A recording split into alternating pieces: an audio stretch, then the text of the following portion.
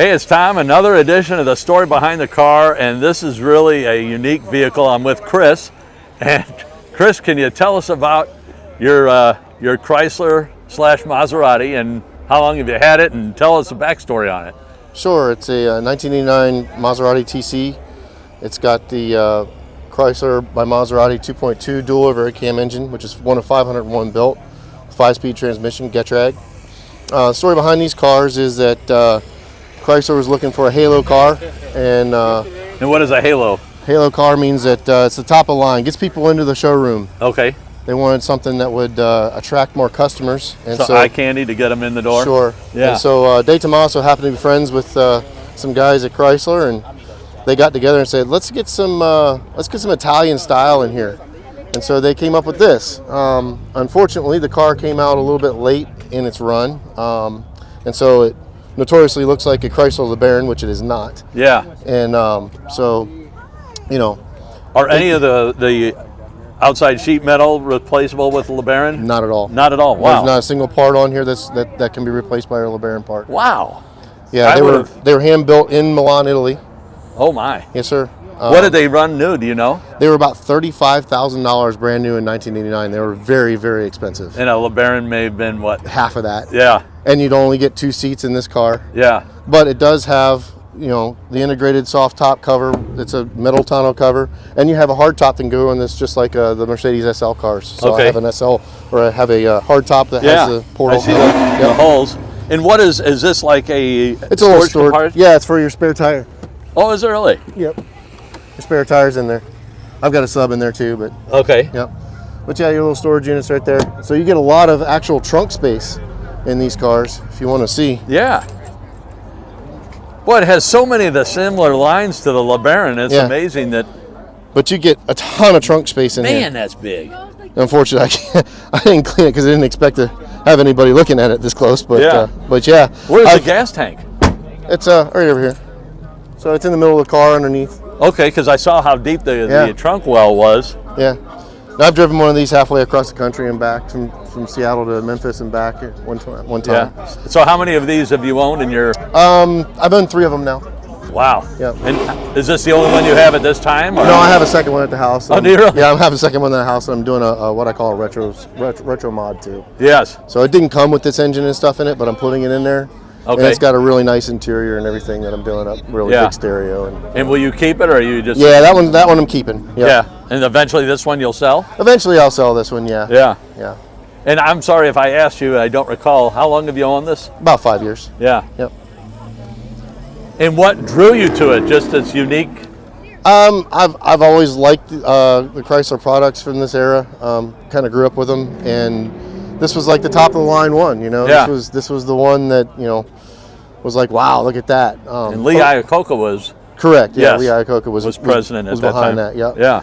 So yeah, originally what I wanted was the engine out of it because I wanted to put the engine in a different car. Okay. But once I got to drive one and experience it with the top down and everything, that was no longer necessary.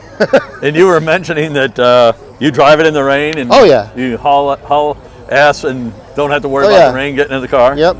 I've done that before down the highway. Put the windows up, just keep going. Yeah. And as long as you're going fast enough, you don't have to worry about the rain getting you.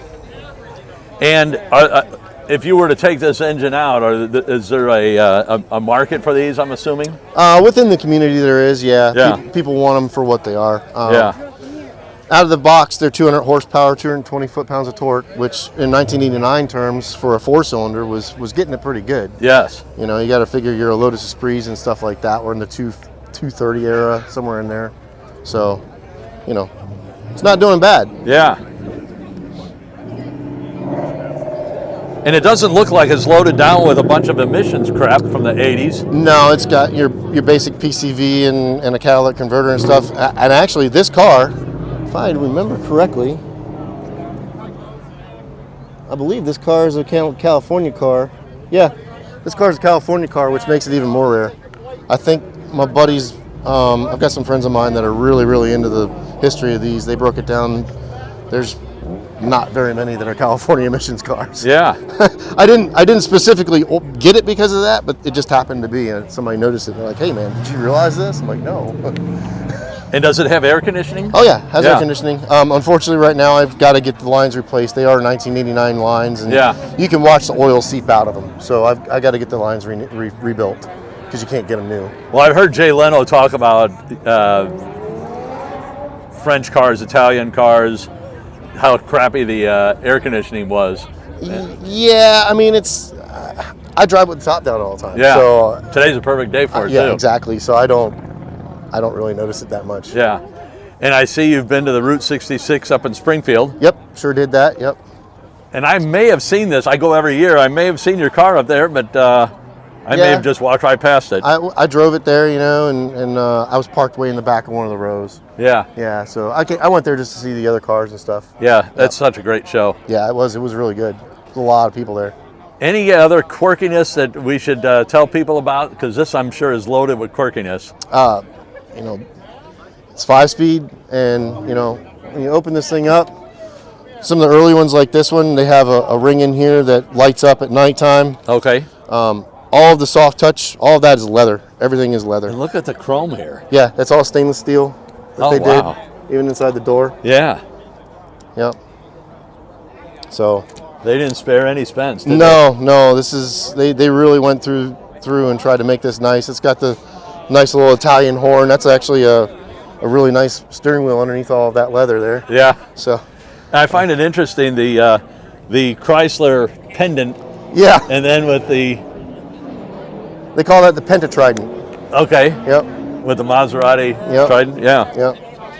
And even the glass, I don't know if you can see in the middle of the windshield, but even in the middle of the windshield, the glass has the Pentatrident there. Oh yeah. Okay. Yeah. Let me get it from over here. I can especially get the shadow. Yeah. Very cool. And then I think I saw it on the engine. Did I see it, or I saw it somewhere else? Oh, here I saw it on the. Well, I just did an '81 Chrysler LeBaron Town and Country wagon with wood. Yeah, I just shot one last week. Awesome. Those are really cool when they're one all just nice. Sold on Bring a Trailer for $12,500, and it had 53,000 miles on it. That's a lot for that. Yeah, yeah. But we were talking about cars and their values going up at work the other day. Yeah. Specifically the DeLorean. Yes. And it's like, well, the guys like me are coming of age now. Yeah. Or we've got the money to get the cars that we wanted when we were young. And the same thing that happened with the muscle cars is going to happen with those cars. So I don't expect this car to be worth a ton of money. But I will certainly get my money back out of it. I know that. And just for the fun and the smiles I've got out of it, it's worth it. So. Well, it's got such a unique story, and you can take it to a show like this where you have, amazing muscle cars, not muscle cars, supercars, muscle cars, and you've got this car, and I've heard so many people ask about it. So. Oh, really? Yeah. Wow. Yeah, when I was walking, I did a video when I walked around, and I said I gotta find the owner of this. So, yeah. I'll take it to a few shows this year, more than likely. Yeah. You'll see me out more. I just like it now. I love driving it more than anything else. Yeah. Shows, I've gotten over shows. Yeah. Because you sit there and. Yeah. But. Well, thank you so very much, Chris. Appreciate it. This is awesome. Thank you very much.